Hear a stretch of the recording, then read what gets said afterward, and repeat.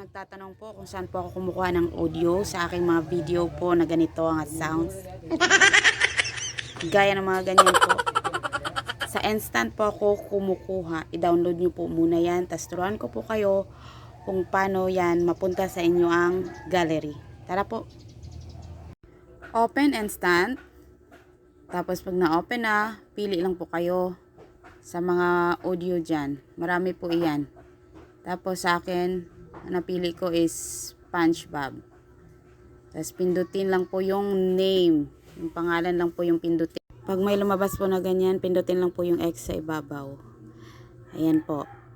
Scroll down lang po. Pinduta ang MP3. Tapos naka-download na. Pagkatapos, check nyo po ang inyong file. Kung nandun na ba yung na-download. Ayan, sa akin nandyan na. Salamat po.